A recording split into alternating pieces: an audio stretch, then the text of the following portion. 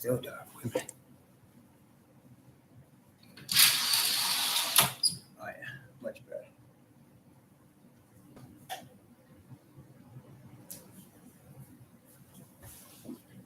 I think that's all right. All right. Sorry for that. Shabbat shalom to all of you. Greetings to the 12 tribes, most of all, that have been scattered into the four corners of the earth. Greetings to those who are awaiting their Messiah, the Lion of the tribe of Judah, who will end the Babylonian system as we know it and begin a new era of a 1,000-year period of a kingdom of righteousness that's going to actually last forever. Greetings. And to the 144,000 who are among them, who the Most High is preparing for the time of trouble such as never was since there was a nation, to call out of Babylon the lost sheep of the house of Israel. Greetings. And to the Gentiles who have heard the message of the true Hebrews of the Bible and are convicted and following the conviction to be grafted among the true Hebrews through faith in the Lion of the tribe of Judah, who we call Yahushua. Greetings. Blessings also to those who work in the healthcare field and to the first responders who are trying every day to save human lives. And upon those that pick up garbage, the humble task of keeping streets and sidewalks and highways clean. And those that make deliveries that we take for granted for our convenience. And double blessings upon the men and women who do the work of trying to rescue, deliver, and recover the victims of child molestation and pedophilia happening every day, everywhere, every state in the United States. And those who are the victims of pornography and child pornography, of prostitution and child prostitution and sex trafficking and human slavery and human trafficking, and double curses from the Creator, double curses upon the perpetrators, the perverts, and the profiteers who traffic in different ways in this human misery. Finally, blessings upon the homeless ones. Nearly 600,000 men, women, and children today that live on the streets of the United States of America, and multiple millions around the world in similar or worse conditions. Blessings upon them, for theirs is the kingdom. Greetings also to the chat, Brother Mark, Akawak Banya, Sister Wade, Castle King, Zadok, Isha, Yakoba. Blessings, greetings upon you guys. And anyone else who's in the chat who I might have missed, excuse me. We have been studying the book of Revelation. And if anyone was to ask you, maybe I think I'm going to turn on this light right here.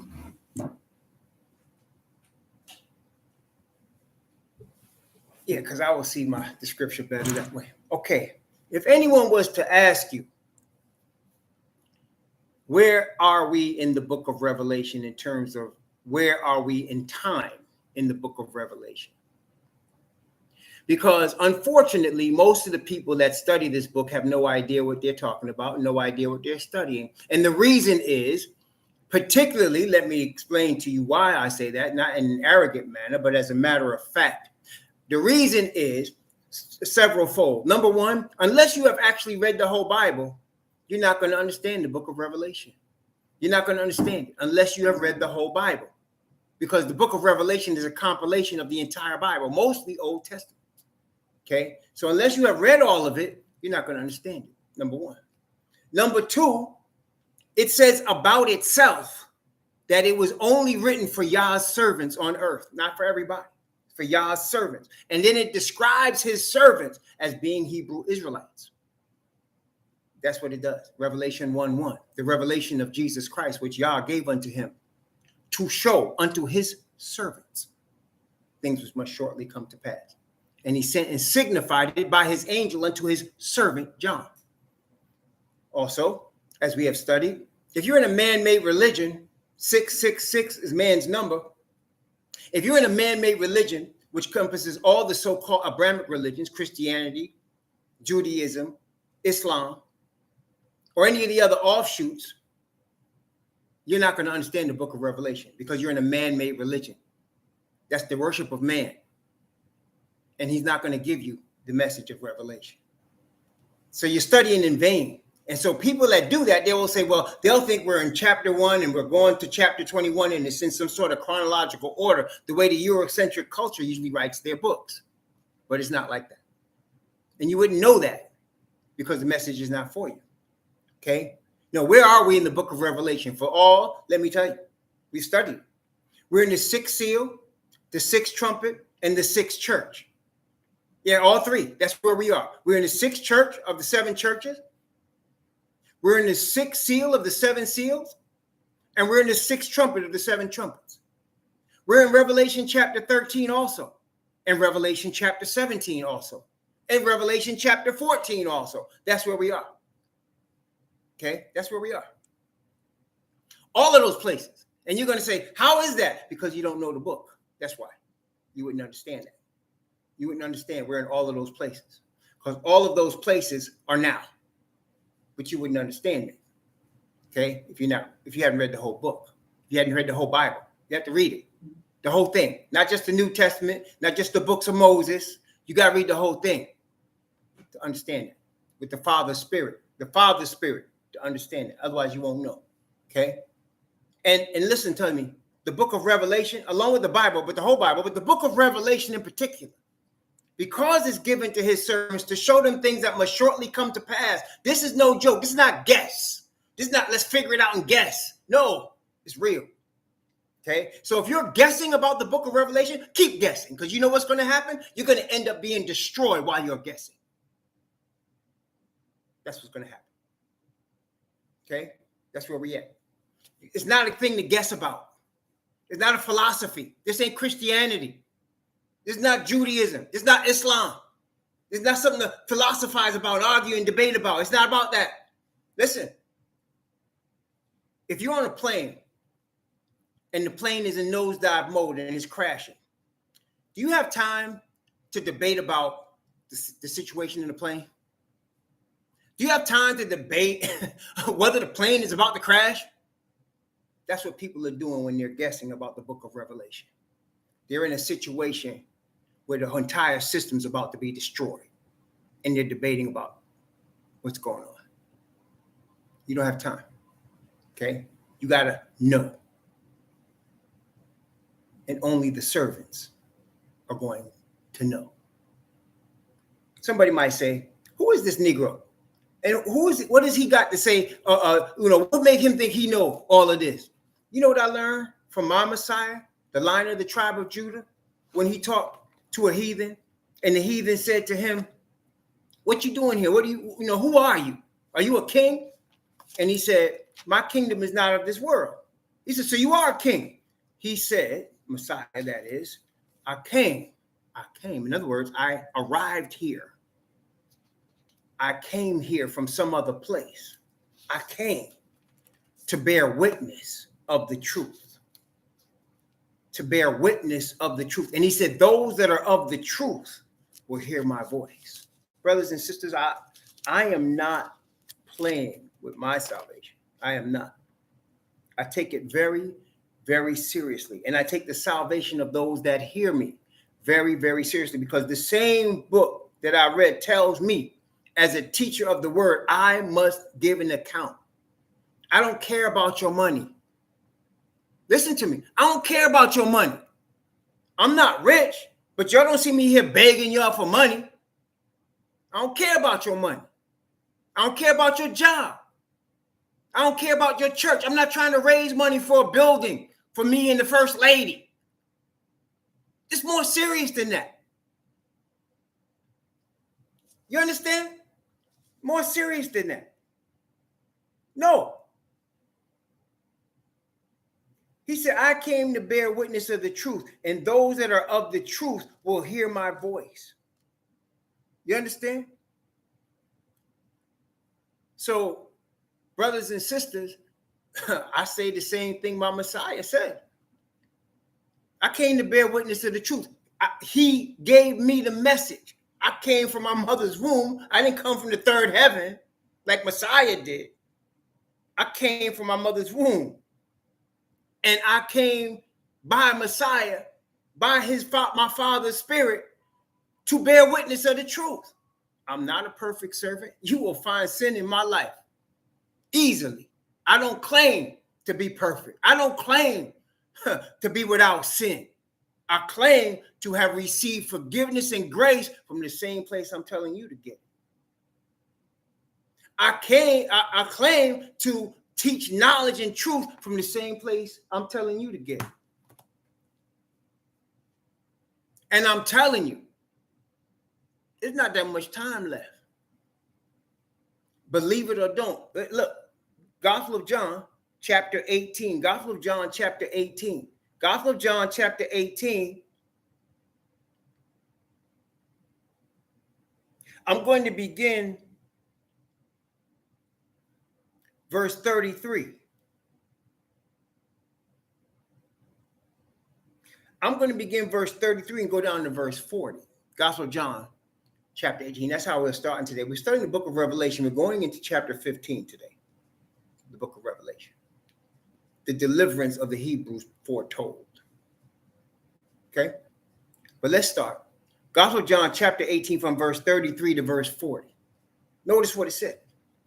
Then Pilate entered into the judgment hall again and called Yahushua and said unto him, Art thou the king of the Jews? Yahushua answered him, saying, Sayest thou this thing of thyself, or did others tell it thee of me? Pilate answered, Am I a Jew? Thine own nation and the chief priests have delivered thee unto me. What hast thou done? Yahushua answered, My kingdom is not of this world. If my kingdom were of this world, then would my servants fight, that I should not be delivered to the Jews. But now my kingdom is not from thence. Pilate therefore said unto him, Art thou a king then? Yahushua answered, Thou sayest that I am a king. To this end was I born, and for this cause came I into the world, that I should bear witness unto the truth. Everyone that is of the truth heareth my voice. Pilate saith unto him, What is truth? And when he had said this, he went out again unto the Jews and said unto them, I find in him no fault at all. But ye have a custom that I should release unto you one at the Passover. Will ye therefore that I release unto you the King of the Jews?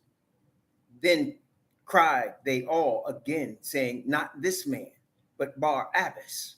Now Barabbas was a robber. Now Barabbas means son of the Father. Here was a man-made son of the Father. And the real son of the Father was there too. And they chose the man-made son of the Father. Yahushua, Yah exists to save. Sent from Father Yah to bear witness of the truth. But they chose the man-made son of the Father. They chose him. Revelation chapter 13. That they should make an image to the beast which had a wound by a sword and did live. And they had power to give life unto the image of the beast, that the image of the beast should both speak and cause as many as would not worship the image should be killed. And here's the number of the beast. It is the number of a man, 666. It is man. Every turn on this earth, the people that do not bear witness of the truth, do not want the truth, are going to choose man 100% of the time. The Bible says in the book of Acts, Yahweh added to the church daily such as should be saved. And y'all been brainwashed into thinking church means some Christian denomination with a pastor asking y'all for money.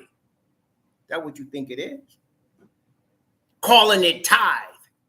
That's what you think it is. Been brainwashed. When you hear church, that's what comes to your mind, be honest.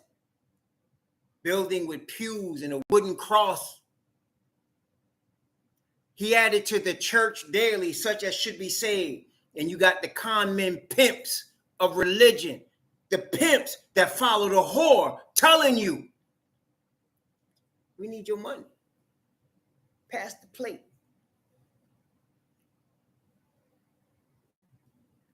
This ain't funny, and that ain't it. Church is the nation, y'all. The church is the nation. It's the nation. It's the nation. The Yahweh added to the nation. That's more like it, right? Added to the nation daily. Church means ecclesia. Ecclesia. Anybody would tell you that, but nobody tells you what it really is. Ecclesia means called out assembly. Who's the assembly that was called out? There's only one called out assembly in the entire Bible. It's the nation of Israel. Where were they called out from? Egypt. Called out from Egypt. He said in the scripture, out of Egypt, I have what? Called my son. It ain't no building with steeples. It's a living, breathing movement of people. Where are they moving to? The kingdom. What kingdom? The Messiah's kingdom that's going to last forever. As Daniel said, it shall not be left to other people, but it shall stand forever, even forever and ever, for emphasis. Okay? And he said he's going to make a second call of his church in Isaiah. You see, if you only read New Testament Christianity, you definitely not going to catch this. You're not going to catch it. But praise Yah. The awakening is underway. And an awakening means I'm up. I'm up now. My eyes are open now. So the church is a called out assembly. Called out of Egypt. And notice what he said. We read this last night, but let's read it again because now we're coming for a different reason. This one is Isaiah chapter 11. Isaiah chapter 11, verse 11. Isaiah 11, verse 11. This is the church. Watch what it said. And it shall come to pass in that day that Yahweh shall set his hand again. The second time. See, there's a first time, and he said, I'm doing it again. The second time. What? To recover the remnant of his people, which shall be left. I'm calling the second time. And where is he calling them? From Egypt? No, not the second time. The first time we was all in Egypt. But now, what he calling? Let's see what he said. I'm calling them this time from Assyria, from Egypt, from Pathros, from Cush, from Elam, from Shinar, from Hamath, and from the islands of the sea. I'm calling you from the four corners of the earth. And in case you didn't get that, look at verse 12. And he shall set up an ensign for the nations and shall assemble. Wait a minute. Who is he assembling? The outcasts of Israel. Oh, we were outcasts. Oh, yeah, we were. And the dispersed of Judah from where? From Egypt? From the four corners of the earth. Brothers and sisters, let me just give you this. That is the church. Yahweh added to the church daily such as should be saved. He's adding to who? The nation. He's adding to the nation. Okay? Last night, we talked about Revelation chapter 14 and verse 13. Let's go there. Revelation 14, 13. Talked about this last night, right? When we studied Revelation. Again, where are we in Revelation? The sixth church, the sixth seal, the sixth trumpet, Revelation 12, Revelation 13, and Revelation 14, and Revelation 17. That's where we are. Okay, that's where we are. Where are we getting ready to go? Revelation 15, Revelation 16, Revelation 18, Revelation 19, Revelation 20, Revelation 21, and Revelation 22. That's what we're about to enter into. Seventh church, seventh seal, seventh trumpet. We're about to get into that. We're not there yet. We're in sixes right now. Six is a preparation for the seven. Sixes are answering man. That's Yah's answer to man. You know, his answer to 666 is the people coming out of 666. That's his answer. He got people coming out. I'm going to set my hand again the second time to recover the remnant of my people, which be left from 666. That's the 144,000. Busting it up. Revelation chapter 14. Revelation 14. Watch what it says. Revelation 14. Chapter 14, verse 13. We were there last night. Notice what it said. And I heard a voice from heaven saying unto me, write, blessed are the dead which die in Yahweh from henceforth. Yea, says the Spirit, that they may rest from their labors, and their works do follow them. I got to get, I felt incomplete when I taught this last night. And I'll tell you why. You know, and I know from our studies. In the mouth of 2 or 3 witnesses, let every word be established. We know that, right? In the mouth of 2 or 3 witnesses. Well, here, Yochanan is a witness. That means we got to get another witness about this. We got to get another witness. So let's talk to brother Isaiah, Yeshaya. Let's talk to brother Isaiah and see what brother Isaiah got to say about this here. Isaiah chapter 27. Or is it 26? Wait, I think, brother gets a little confused, but I'll be all right. The Most High got me. The Most High got me. Yes, it's 26. Okay, it's 26. By the way,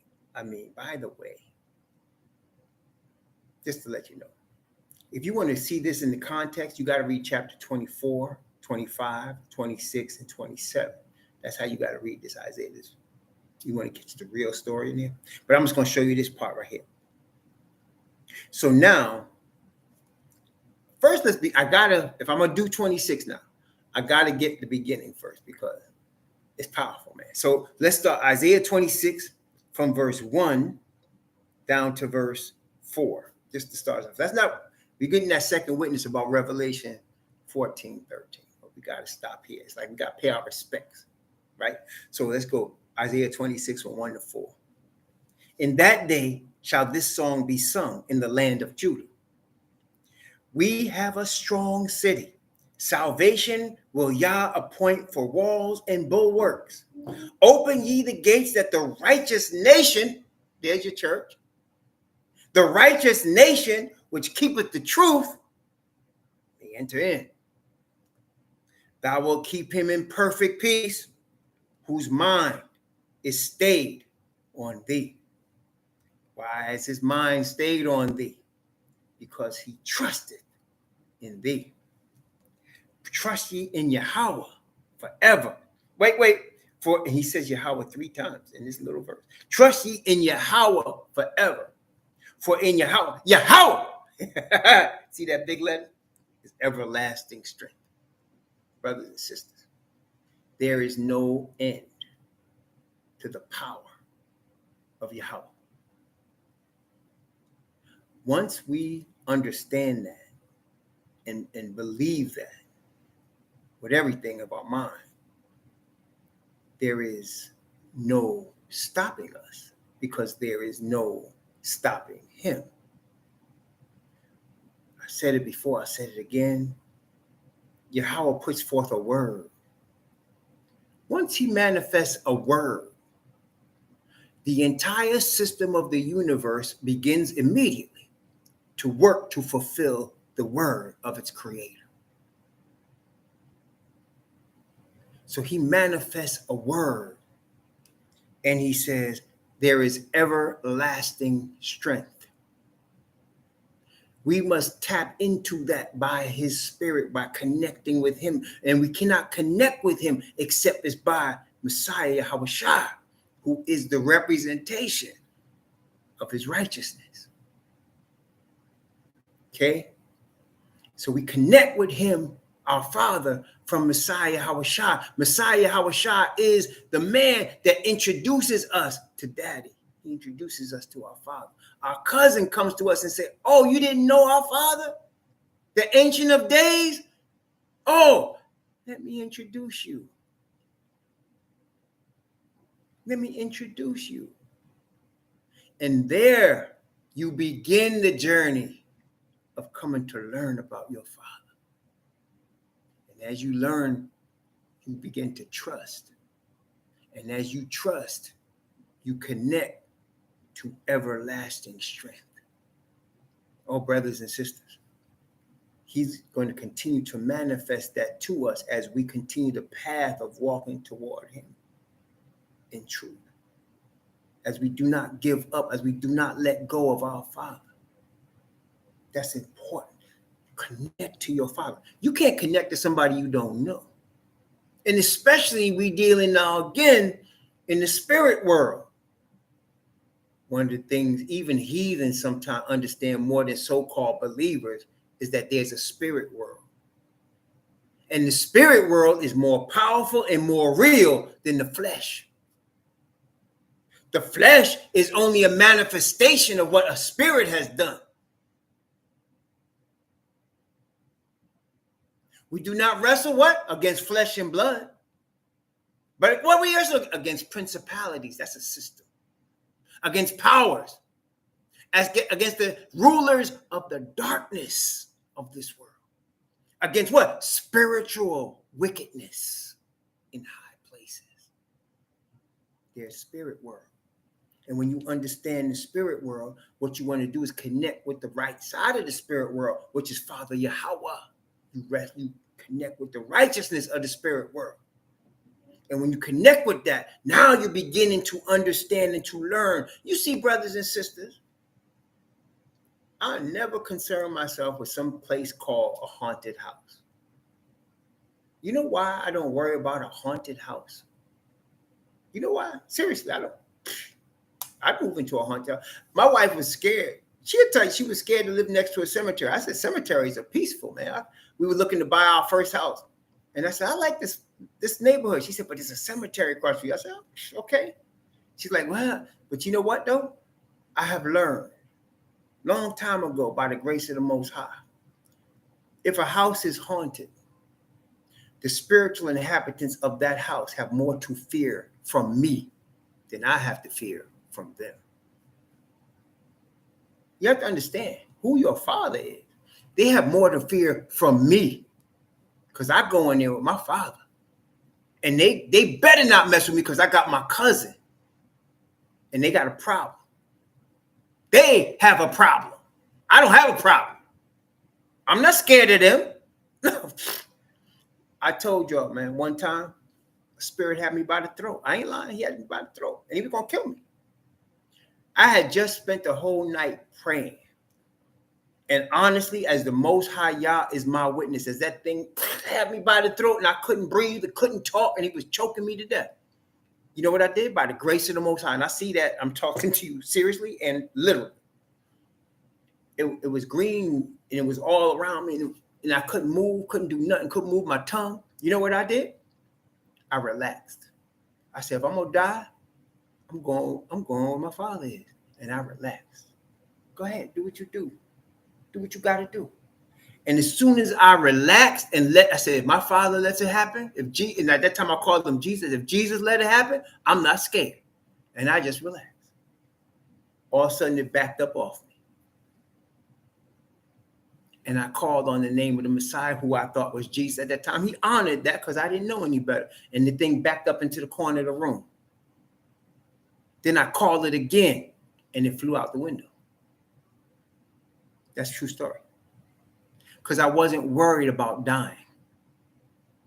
You see, brothers and sisters, that's what the fear is that the devil gets you and I on, the fear of death. When you overcome the fear of death, listen, There is nothing on the planet that will ever scare you. Are you hearing me? When you overcome fear of death, he got nothing else he could bring to you. Father Yah gives you the power. I have not given you the spirit of fear, but of love and of a sound mind. When you get the spirit of the Father Yah, the only question you have then is, where should I go today? What am I doing for you, Father? And you listen for the spirit when he says, get out of here, or go this way, or don't go here. That's him. Okay, that's him. Because your mind is stayed on the Father. Wait, Isaiah 27. Notice what it says here.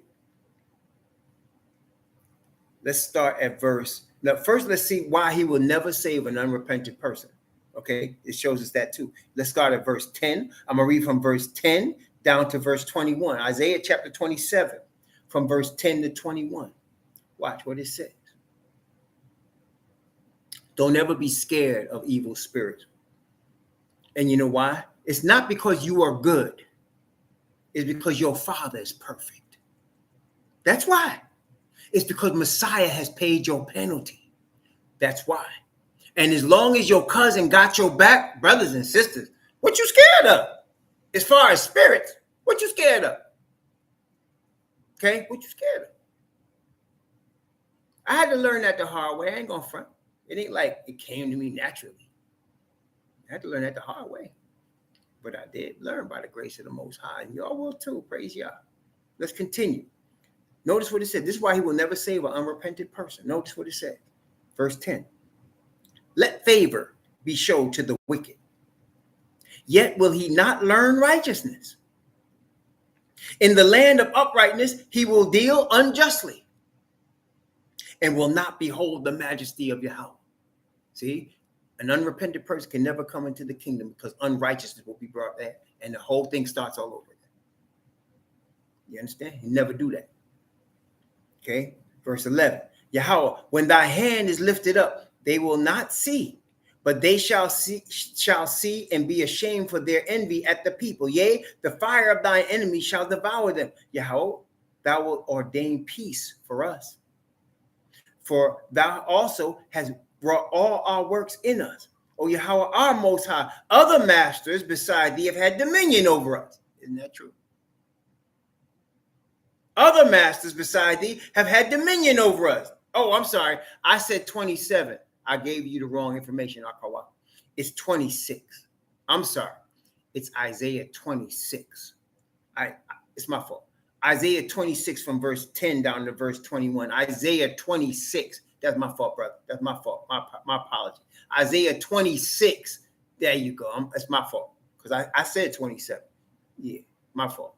Thank you, Akawa. Let's start at verse 10 again then. Let favor be showed to the wicked, yet will he not learn righteousness. In the land of uprightness he will deal unjustly, and will not behold the majesty of Yahweh. Yahweh, when thy hand is lifted up, they will not see, but they shall see and be ashamed for their envy at the people. Yea, the fire of thine enemies shall devour them. Yahweh, thou wilt ordain peace for us. For thou also hast wrought all our works in us. O Yahweh, our Most High, other masters beside thee have had dominion over us. Isn't that true? But by thee only will we make mention of thy name. They are dead, and they shall not live. They are deceased, they shall not rise. Therefore hast thou visited and destroyed them, and made all their memory to perish. They will not exist, see? Thou hast increased the nation, that's us, O Yahweh. Thou hast increased the nation, thou art glorified. Thou hast removed it far from all the ends of the earth.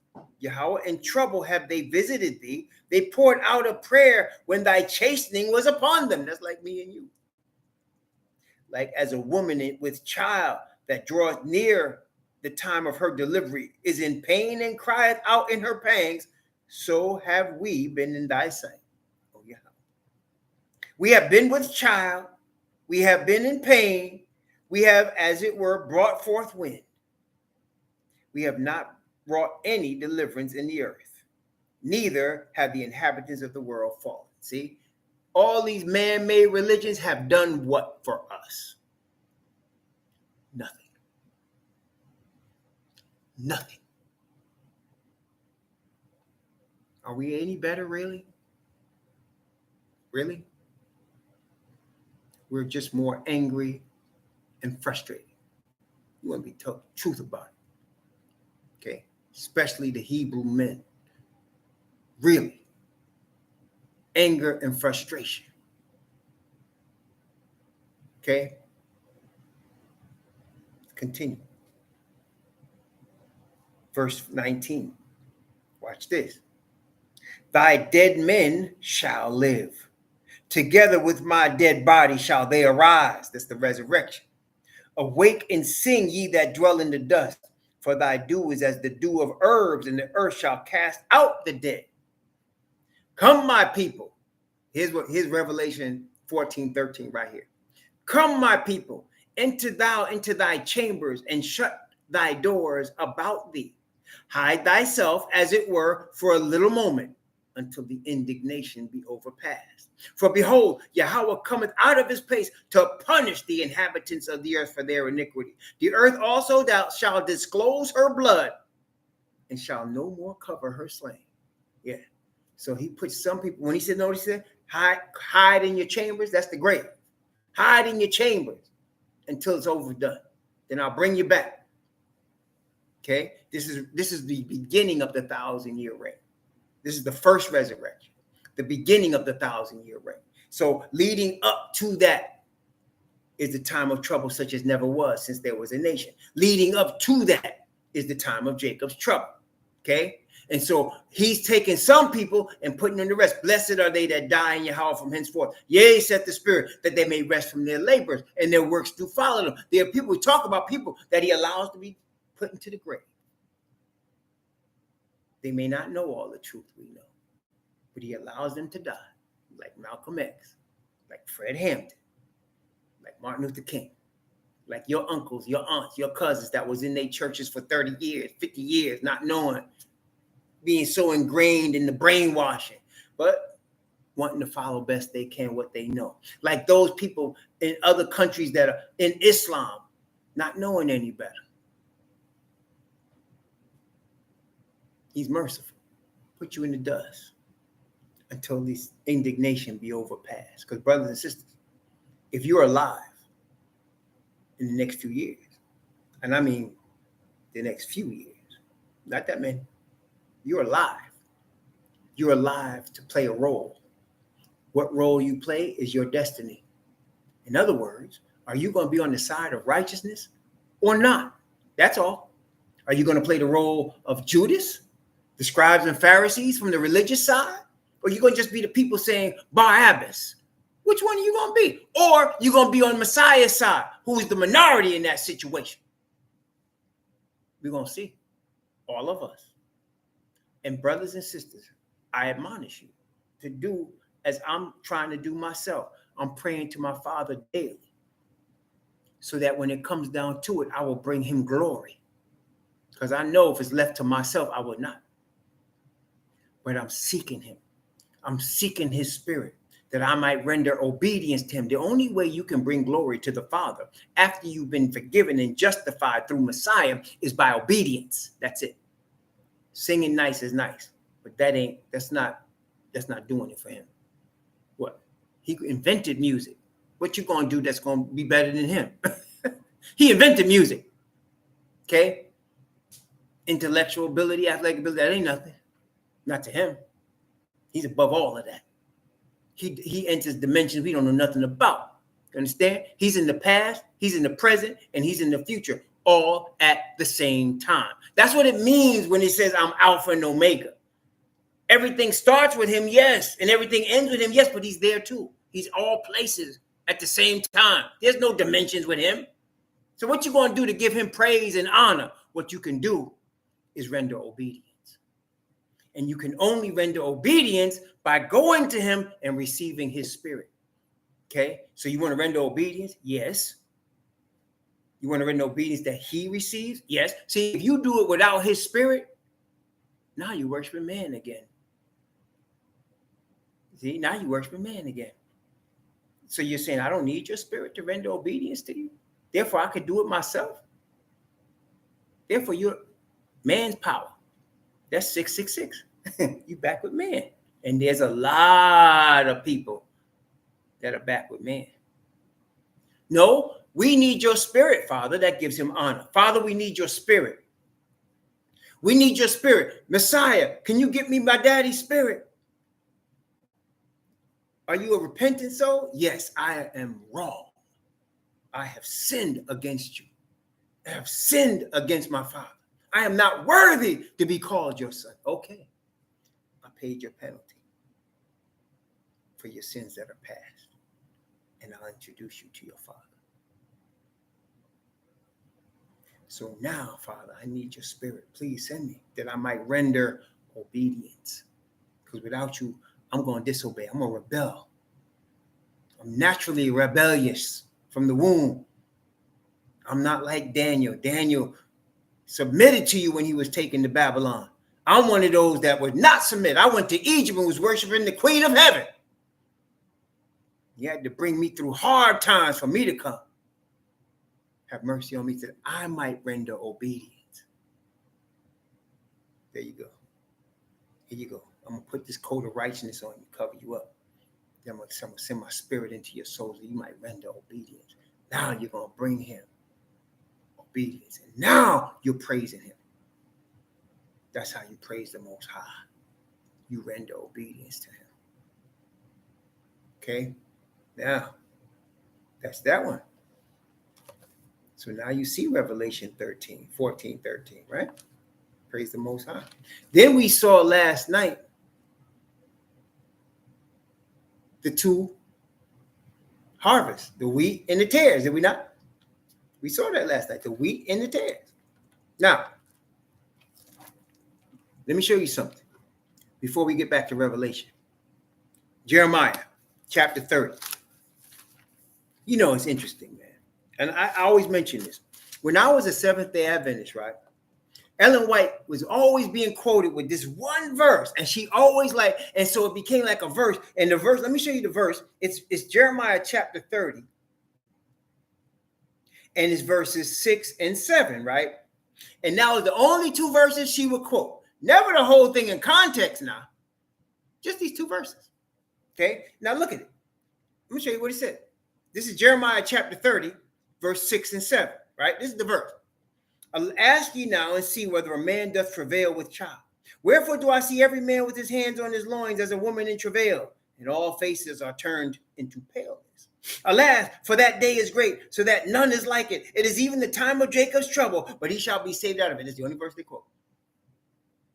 It means, if you're a Christian, if you're a Seventh-day Adventist, you can be delivered in the time of Jacob's trouble. Now, let's read the whole thing in context with the chapter. Let's start at verse 1. And let's go down from verse 1. We don't even have to read the whole chapter, but we're going to read at least all of that in context. Let's go from verse 1 down to verse 13. Okay? Because he's going to show us who this really is about. See, you ain't got to philosophize. You ain't got to guess. All you got to do is pray to your Father for his spirit and read. That's it. And he'll show you. Okay, here you go. Beginning at verse 1 now. Okay, watch. First, let's start at verse 1 and 2. The word that came to Jeremiah from Yahweh, saying, Thus speaketh Yahweh Most High of Israel, saying, Write thee all the words that I have spoken to thee in a book. Okay, so he's saying, I am the Most High of who? Israel.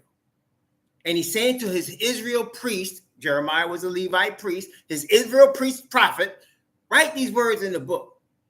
Okay, verse 3. Watch what it said. For lo, the days come, saith Yahweh, that I will bring again the captivity of my people Israel. Wait a minute. First, he's declaring Israel is in captivity. And the day is coming when I'm going to bring them again out of captivity. Wait, brothers and sisters, let me ask the question, okay? I mean, maybe I'm ignorant on this, right? When exactly was any Christian church in captivity? Could you please tell me that? This SDA church was really established in 1863. When the heck was it ever in captivity? Could you please tell me that? And if it was never in captivity, let me ask you this then. Could this be talking about any Christian denomination? I mean, is it? If he says, my people Israel in captivity. You see what I'm saying? You got to read the scripture, man. Read it. So he said, I'm going to turn again the captivity of my people Israel. Therefore, we can discount. We can already say, okay, hey, it ain't got nothing to do with a Christian church. We can say that right now. All right. We got that out the way. It's right there in the word. Okay, wait a minute. So apparently his people were in captivity or are in captivity before he delivers them. And it is him, Yah, that's going to deliver them. Got that? Okay, let's get verse 3. For lo, the days come, saith Yahweh, that I will bring again the captivity of my people Israel and Judah. So he separates them. He says there's an Israel, we know that's the northern kingdom, and there's a Judah, we know that's the southern kingdom. Most of us here on the islands, there's a pathway, brothers and sisters, from West Africa to the United States. And during that pathway, you got Brazil, you got Guyana, you got Trinidad, St. John, St. Thomas, Jamaica, Cuba, Puerto Rico, Haiti, Dominican Republic. You got a pathway.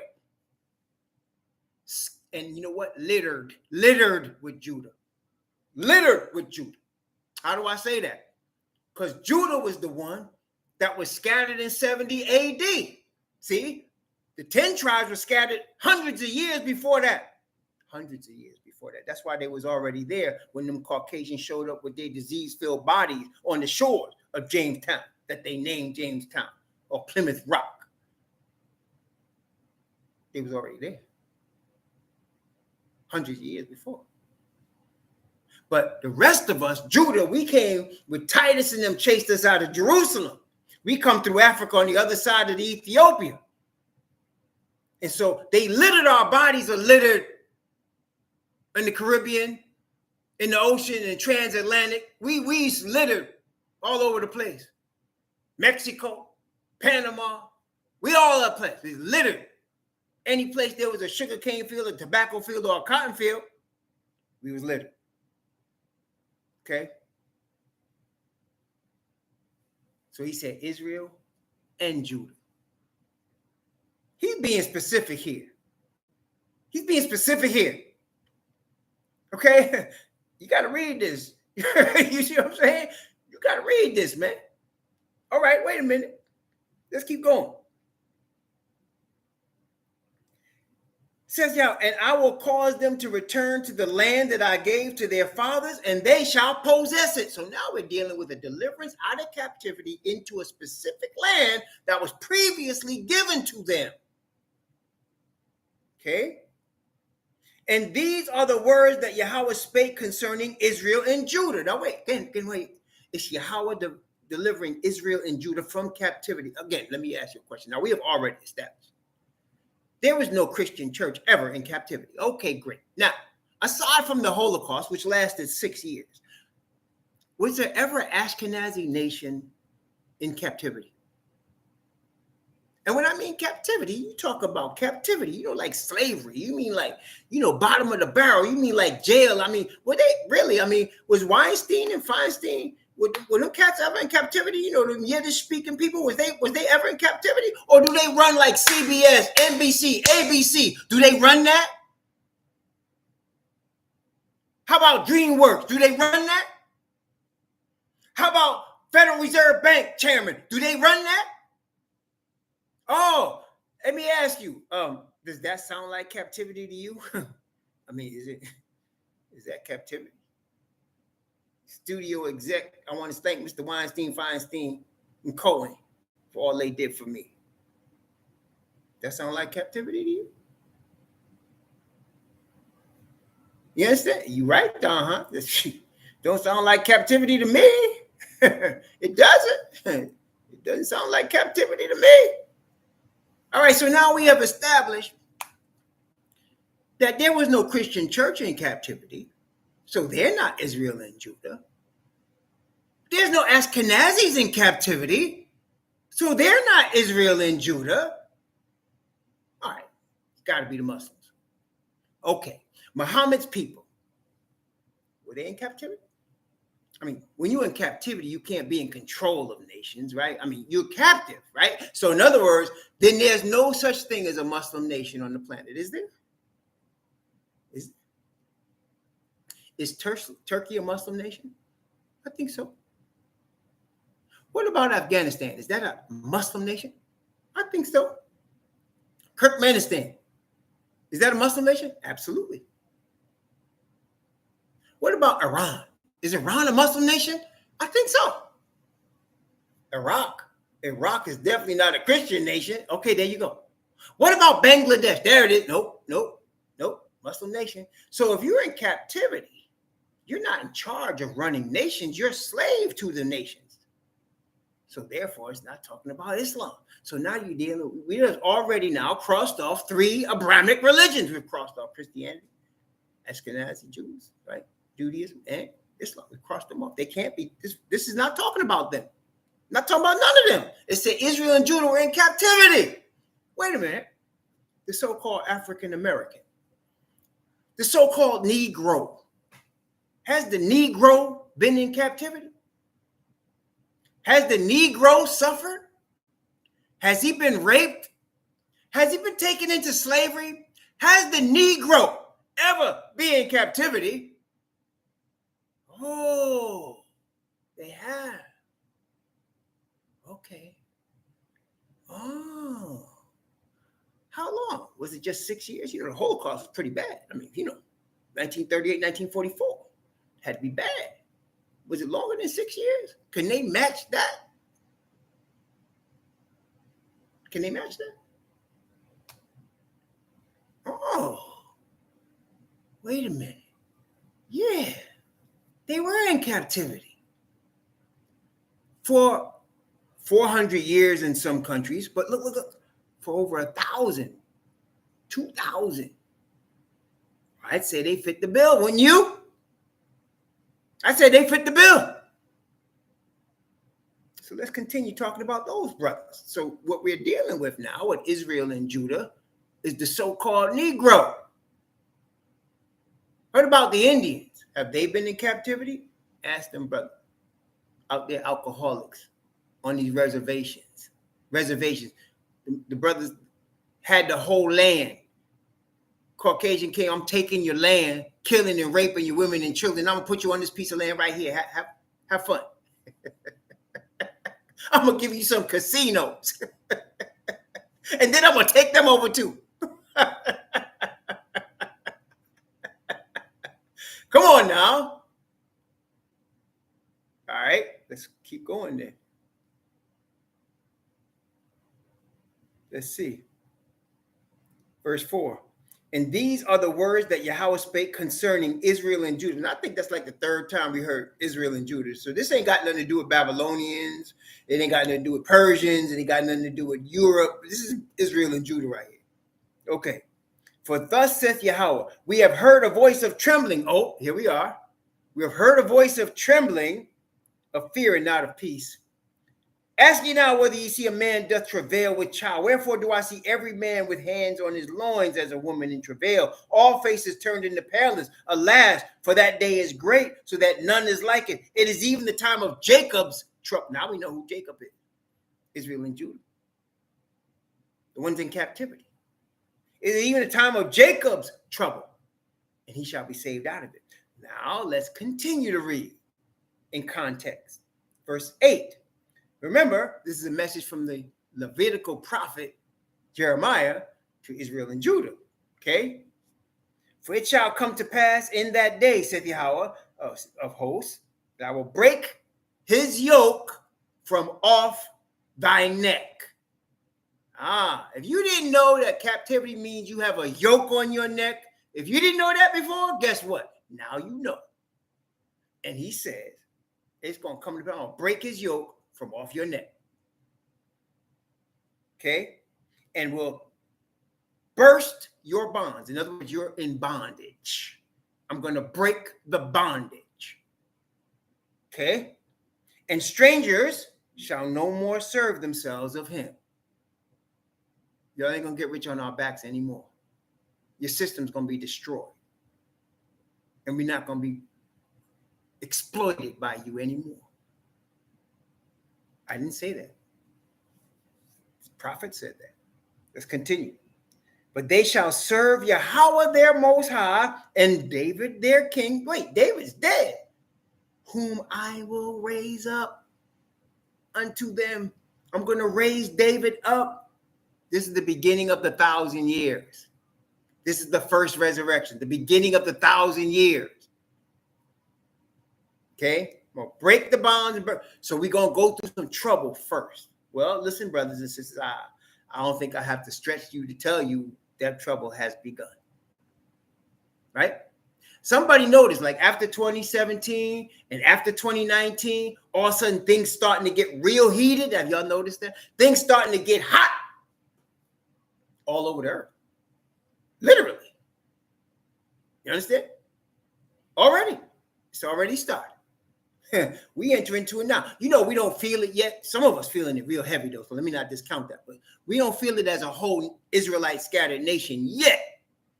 But it's coming. He's getting us prepared right now, brothers and sisters. It's already started. It's already started. You see, and that's why here, look, you got to know who you are. You got to know what the future is for you. Well, we know who you are. You're the captives. And the future is what? Deliverance, brethren. Deliverance. None of our captors want to hear that. Because captors always want to keep those that they have captive. And greed is above for the captor because the captor wants to profit off the captee. And we are being told the captee is about to be free. Captors don't want to hear that. But that ain't going to stop what's getting ready to happen. Why? Because there is no power available to stop Yah from doing what his word says. Nothing can stop that. We have to believe in our Father. Our God. Not white Jesus. Not Allah. No, not Jehovah. Yahweh. That's his name. Go ahead and say it. Yahweh. Go ahead. It's all good. That's your God. That's your God. Praise the Most High. The only true God. He has not shown himself to any other people. I am the Lord thy God, which have brought thee out of the land of Egypt, out of the house of bondage. There's only one. That's your God. I came not, but for the lost sheep of the house of Israel. He came for fam. I'm coming from a fam. Cousin Yahushua. Praise Yah. Cousin Yahushua is coming. I came not, but for the lost sheep of the house of Israel. My fam. My blood. There you go. There you go. There you go. There you go. Let's keep going. We're not finished yet. Wait a minute. I got to get. Let's go. Wait. David. Okay. We are at verse 10. Watch this. Therefore, fear thou not, O my servant Jacob. Saith Yahweh, neither be dismayed, O Israel, for lo, what he's saying? Lo, I will save thee from afar, and thy seed, that's us, the seed, from the land of their captivity. And Jacob shall return, and shall be at rest and be quiet, and none shall make him afraid. No more fear. No more fear. You understand? No more fear. Okay? Seriously. Verse 11. For I am with thee, saith Yahweh, to save thee, though I make a full end of all nations, whether I have scattered thee, yet will I not make a full end of thee, but I will correct thee in measure, will not leave thee altogether unpunished. So, brothers and sisters, when he says, look, the system is going to be destroyed.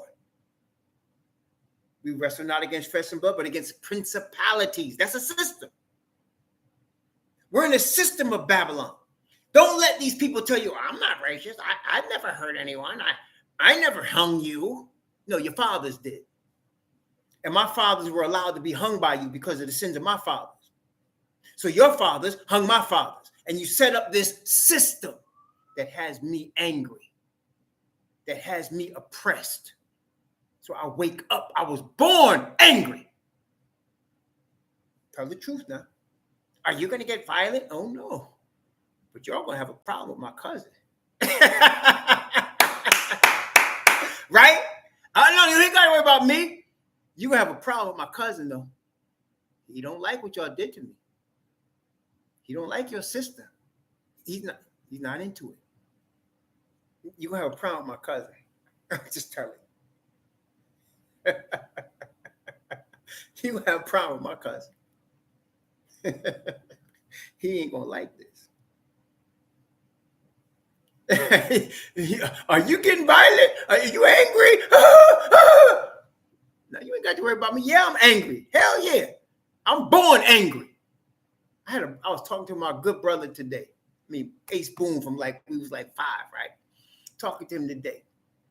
And he said, man, my father told me, he said his father died yesterday, unfortunately. Rest in peace. But his father told him, man, I was born angry. And then when you came, I was angry at you. You see how we get? That's the truth. He said, I was born angry.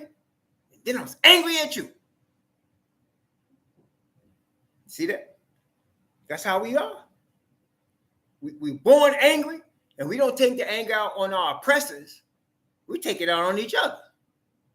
That's why Messiah said, if you're my disciples, you should love one another. Listen, now he's talking to you about your Israelite brothers. Love one another. Now, there are going to be Judases. We know that. There's always going to be sellouts. Look, Satan himself is a sellout. He's the first sellout. Okay? He's the first sellout. Judas was a spirit of him. And you're going to always have that. So you're going to have sellouts. You know, you're gonna have all these sellouts out here with dark skin and telling you there's no racism and telling you, this doesn't exist. We came here in slave ships like immigrants came here. Come on, no. You're gonna have that. Don't get surprised at that. Don't listen to them. They don't know what they're talking about. They done sold out. Okay? But you got your brothers. Love your brothers and sisters. Okay? I hate, there's some brothers, they so ignorant and brainwashed. They come out here brandishing guns, trying to kill because they're hungry or they, I'm going to protect myself. I don't want to hurt my brothers. Try my best to love my brothers. Okay? They ain't our enemies. They're the victims. Guys out here jacking cars and killing and going on there, they need to be punished. But, at the same time, they are victims. They're victims of the system. They're victims. They're going to be punished now. Okay? They got to be. Can't be acting like that. But at the same time, we have to understand in our mind, that brother's a victim, man. It's a victim. Okay? Victim of the same system I'm a victim of. We built the country that we victims of. The system victimizes us and exploits us. There is a system. It's not one person. It's a system. Okay? And it's there. People try to act like it don't exist. Oh, you what are you talking about? We ain't no system. Really? So I'm out of my mind then. Well, you know what? Then let me just be out of my mind. When my cousin comes, you're going to have a problem. Okay? Praise the Most High. So look, he's going to make a destruction of the whole system. But he's going to save us out of the system. He's going to deliver us and those with us out of the system. Okay? It's a whole system. Right? Now he's telling us there is no way you can save yourself. Notice verse. That's why I say let's read verse 12 and 13. He's talking about Israelites. Notice. For thus saith Yahweh, thy bruise is incurable. Thy wound is grievous. There is none to plead thy cause. Thou hast no thou mayest be bound up. Thou hast no healing medicines. See, there's no politician, there's no system that they could create that's going to save us. It's purposely done. Father wants us to go to him. Egypt cannot save us. Babylon not going to help us. Father going to bring us justice, and it's already begun, y'all. It's already started. You'll see the judgments in the land. It's already coming. Judgments in the land. Okay? It's already coming. Right? It's here. We're just getting prepared. Praise the Most High. Now, when we're talking about deliverance, we're talking about the beginning of the 1,000 years, right? We're talking about first resurrection, right? That's Revelation 15. Revelation 15. Watch this. So now John was shown the 144,000 delivering a message, right? Delivering a message, going through a situation, experience that they can only be described for what they went through because nobody else have gone through it. So all of us are alive here. Listen, if you're alive now and you're going to be on the side of truth, you're either one of the 144,000 or you're one of the people with them. No, it's people with them. I mean, they're being made manifest to call Babylon and get y'all's people out. So therefore, just logically, right? So you got this group of people that's being called up to make a call. Somebody answering the call. You catch me? So in other words, you got them and you got people answering the call. Noah made a call. Who answered the call? His sons and their wives and his wife. 7. So it was Noah making a call and 7 answering. You follow me? What's 7? Perfection. Perfection. So Noah made a call. He said, the Most High said to him, "Thee have I seen righteous before me in this generation." That's what he told Noah. And Noah made a call. And the 7 came with him, brothers and sisters. The 12 apostles were ordained. They made a call. And you had people that came with them, the 144,000. Ordained to make a call, and you got those that come with them. So if you're alive now, either you're called to be a Levitical priest of the 12 tribes, some of y'all are, or you're one of them coming, "I'm hanging on to your skirt because I heard y'all's with you." Catching me? You see? This is where we at. So now, Revelation 15. Now, watch it now. Revelation 15. That's good, Akawab. That's it. Pray to be among them. Let the Most High prepare you to be among them. And he will show you your spot. He will. If you're asking him, ask him. That's what I tell people, man. Don't declare what you're doing. Ask your Father. He will show you. "Father, Yah, what you want from me? What could I do?" You remember what Isaiah said? The Most High said, "Who shall I send to this people?" Isaiah said, "Here am I, send me."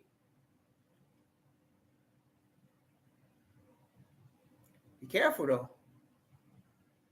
Big responsibility. Major. Let me ask you, if we're at the precipice, if we're at the door of the kingdom, what kind of responsibility do you think teachers at this time have to Yah? And what type of response will he have to those that do not faithfully fulfill what he's calling them to do?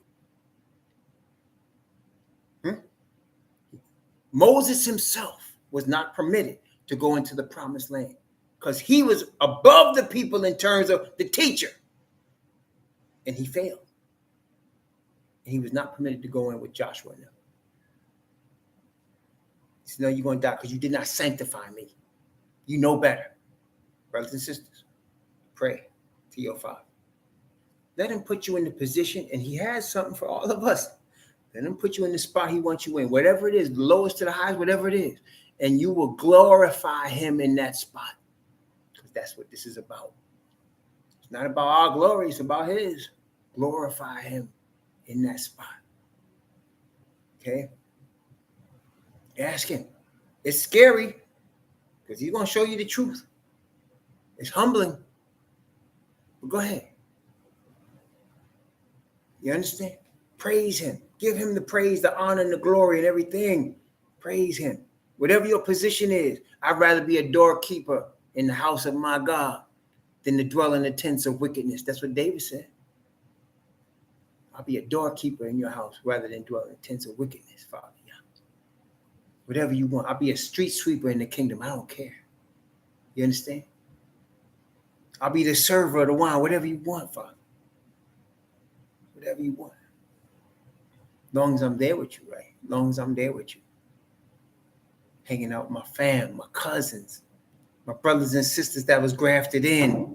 As long as I'm there with you, I'm good. Praise the Most High. Okay. Revelation chapter 15. Revelation 15, beginning at verse 1. Watch now.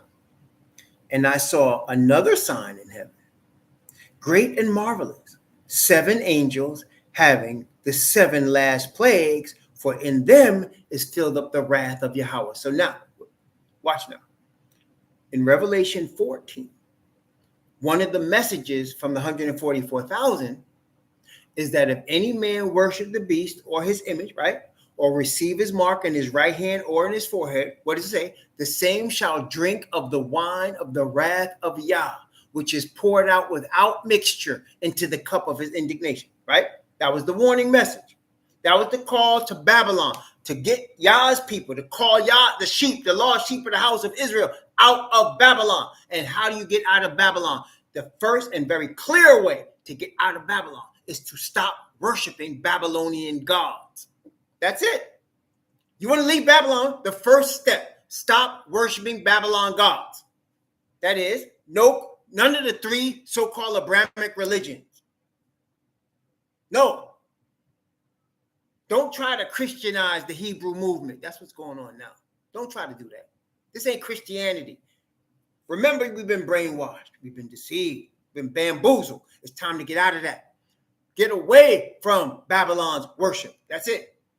Once you are clearly away from Babylon's worship and you are worshiping your Father, believe me, you don't have to proclaim it. It's going to get manifest and it's going to be known. And then that's when the interesting years are coming. Because you're a terrorist now. You're a terrorist. Yes, you're a terrorist. You're in a cult now. Watch, that's what they're going to tell you. You're in a cult now. Shoot. Biggest cult on the planet Earth is the Catholic Church. And all the Christian religion behind them are baby cults. That's all they are. But that's what the devil does. He tries to pin on somebody else what he is.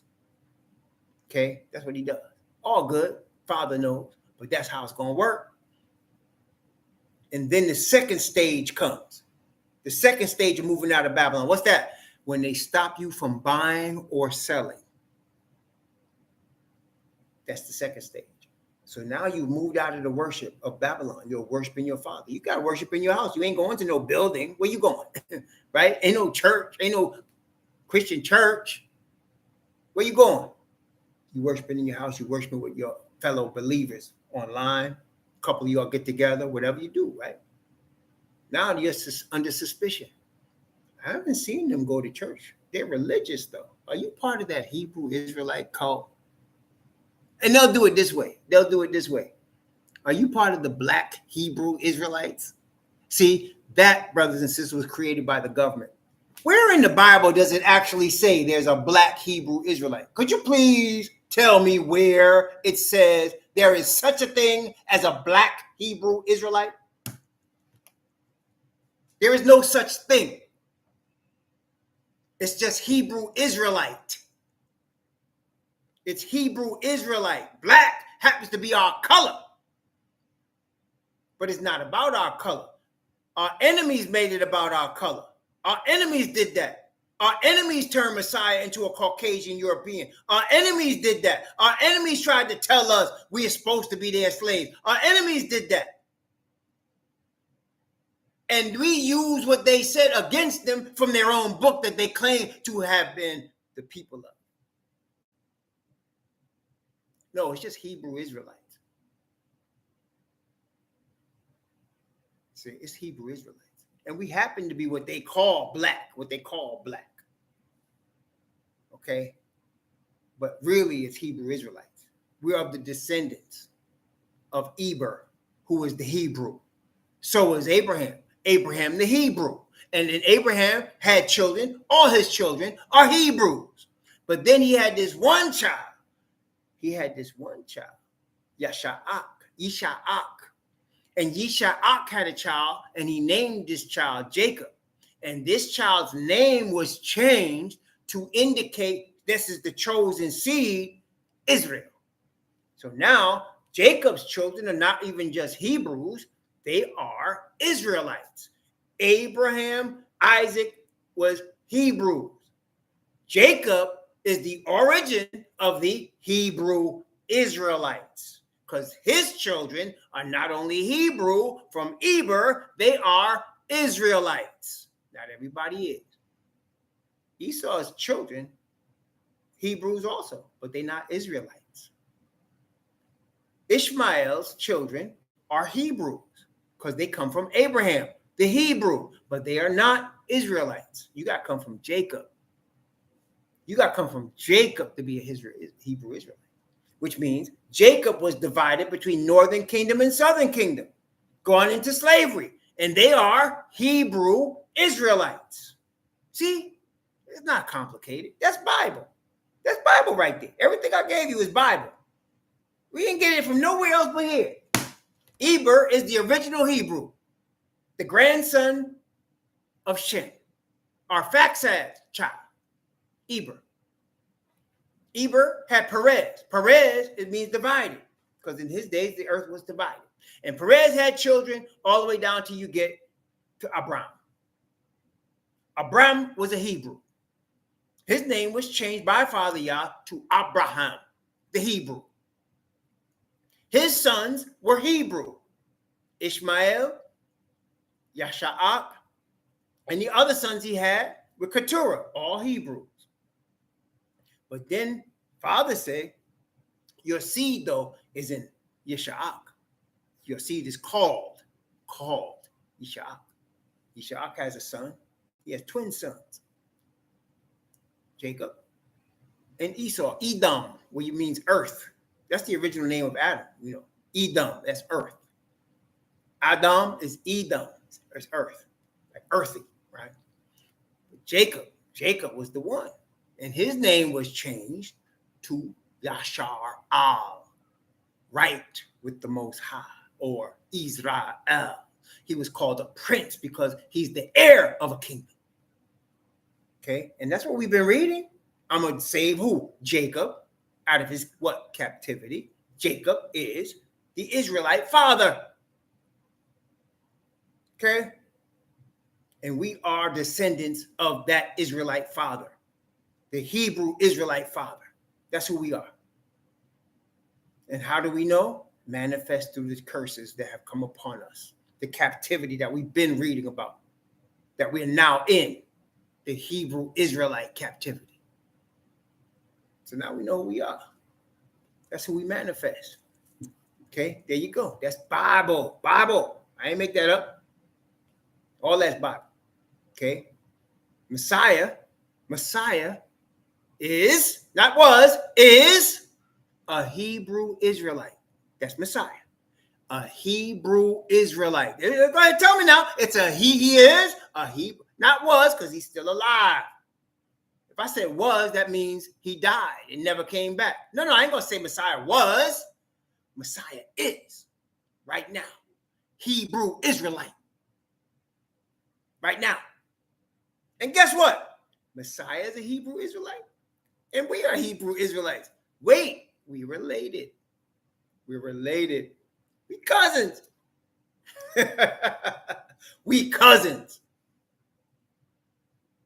Now, you get people from the children of Yafet or the children of Ham. Can we be? Yes, you can. I tell you what, come on into the fam. Have a seat. Have a seat, brother. Oh, you want to come with us? Cool. I just got to tell you, though, the road going to be rough when you hanging with us. The road rough when you hang with us. Come on, brother from Yafet. Come on. Brother from Ham. Come on. Come ride.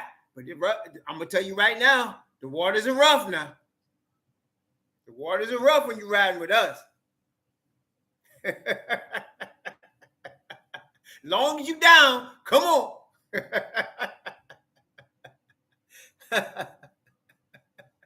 That's the truth. We Hebrew Israelites. Praise the Most High. Praise the Most High. Okay, let's keep going. Revelation chapter 15. Okay, notice. So now it says here, Revelation 15:1, and I saw another sign in heaven, great and marvelous, 7 angels having the 7 last plagues, for in them is filled up the wrath of Yah. That's the same wrath that was the call of the third part of the angel's messages, where it said, if any man receive the mark, right, you're going to get the wrath, right? Here's the wrath right here. Okay, same wrath. So in other words, the message of the 144,000, the warning that the wrath of Yah is coming, now you're seeing it here. 7 angels are holding wrath. The wrath of Father Yah. So what they're holding is representing Father Yah's wrath on Babylon. Okay, Revelation chapter 15, verse 2. Notice what it said. And I saw as it were, now he sees the 7 angels first. Pay attention now. The first thing he sees, he says, then I saw, and I see 7 angels holding 7 vials of the wrath of Yah. So then, verse 2. And I saw, as it were, a sea of glass mingled with fire. And them that had gotten the victory over the beast, and over his image, and over his mark, and over the number of his name, stand on the sea of glass, having the harps of Yah. So now he sees 7 angels holding wrath. And at the same time, he sees the people that had gotten the victory over the beast, his image, and the mark, the 144,000. Okay? And they're standing on the sea of glass. And they have in their hands harps. Remember Revelation 14? They have harps. And they can sing a song that only they can sing. But they're not alone. That was this. We saw them also in Revelation chapter 7, where it says, who are these that are arrayed in white robes? Whence came they? That's the same group. So you got a large group standing on the sea of glass with palms in their hands. Why? The palm branches are what is used in Israel when we get ready to celebrate, brothers and sisters, the Feast of the Tabernacles. So they got palm branches in their hands, getting ready to celebrate the Feast of the Tabernacles. We getting ready to party. But before we party, who are these that are waiting on right road? Where did they come? These are they that came through great tribulation, brothers and sisters. We getting ready to go. We getting ready to go through that tunnel. These are they that came out of great tribulation and made their robes right in the blood of the Lamb. That's us. So here they are again. Same people. Okay, Revelation 15. And say they got the harps of Yah. So now, look, and they sing a song. What's the song? Revelation 15, verse 3. And they sing the song of Moses, the servant of Yah, and the song of the Lamb. So they sing a song that only Moses and the Lamb understand with them. Okay? And they say, great and marvelous are thy works. Yahweh Al Shaddai. Lord God Almighty is Al Shaddai. That's a God Almighty. Almighty Yah. Al Shaddai. Right? And Yahweh, Lord, Yahweh Al Shaddai. Okay? They say, Yahweh Al Shaddai, just and true are thy ways, thou King of Saints. Why do they have to say just and true? Because his character of justice and righteousness is being challenged by the enemy. You don't have to. He knows you can be your own God. You don't have to obey him. He's trying to hold you back. You could be a God yourself. Man is a God. So he's being challenged. So we sing, just and true are your ways, King of Saints. Okay? Verse 4. Who shall not fear thee, O Yahweh, and glorify thy name? For thou only art holy. You see, it's about Yah's glory in him alone. Thou only art holy. For all nations shall come and worship before thee, for thy judgments are made manifest. Now, he sees us, I'm going to say us, right? Standing on the sea of glass, singing this song, or watching 144,000 sing it. And then he first saw the 7 angels. Then he saw us standing on the sea of glass. Now what is he seeing? Verse 5. After that, I looked, and behold, a temple, the temple of the tabernacle of the testimony in heaven was open. A tabernacle is a housing, right? That's where something dwells or someone dwells. Your house, wherever you live, your apartment is your tabernacle. That's where you're dwelling, right? So he said, the temple of the tabernacle of the testimony. So the house where the testimony lives. What is the testimony or the witness? Word testimony is witness. That's the covenant. So the temple lives, the covenant, the two tables live in a temple. And he says that temple was opened. Why is that important? Because in Israel, that was never opened until the Day of Atonement was completed. It opened once the Day of Atonement was done and the high priest came out. When the high priest came out, that was it. It was over, right? That's the Day of Atonement.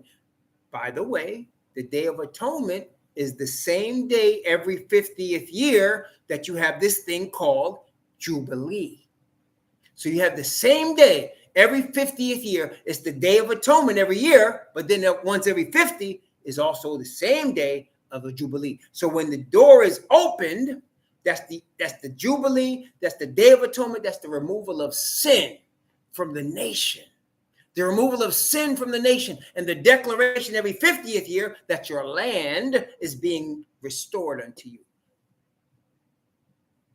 The next Jubilee is 2027, in the autumn of 2027. That's the next Jubilee, which we believe is the last one before Messiah returns.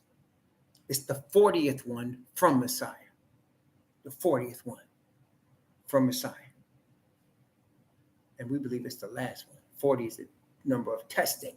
The number of testing. No, actually, it'd be in the autumn of 2027. The autumn. So sometime September, October. The autumn of 2027. Yes, that's the 7th month in the Hebrew year. Okay, praise the Most High. So now you have the opening of the Ark of the Covenant, the opening of the covenant. Okay, so it's open. That's judgment. That means judgment is done. He's made judgment, and those that have been sealed are sealed in his righteousness, and those that are not are going to ready to get something here. Let's go, verse 6. And the 7 angels came out of the temple, having 7 plagues, clothed in pure and white linen. That tells you who they are. These angels are ministers, or like the Levites, and having their breasts girded with golden girdles. Okay, and one of the 4 beasts gave unto the 7 angels 7 golden vials, full of the wrath of Yah, who liveth forever and ever. Okay, so now notice, and the temple was filled with smoke from the glory of Yah and from his power. And no man was able to enter into the temple till the 7 plagues of the 7 angels were fulfilled. So now let's take this all in one. You see, John sees the 7 angels with the 7 plagues, full of his wrath. He sees the redeemed on the sea of glass. He sees the temple door open and those 7 angels come out and receive from the 4 beasts the plagues that they're going to pour on the earth. Now, what does that mean for us? That means we're going to be redeemed, the first resurrection, and we're going to be standing on the sea of glass. That's why it says you're going to meet Messiah in the air, because we're going to be on the sea of glass in the air. At that same time, plagues are going to be falling on this planet. So we don't got to worry about what's going to hit this planet, because that's why Messiah said, pray that you escape these things. That's what he said. And stand before the Son of Man. Pray that you be worthy to escape these things. That's the way he put it. And stand before the Son of Man. Okay?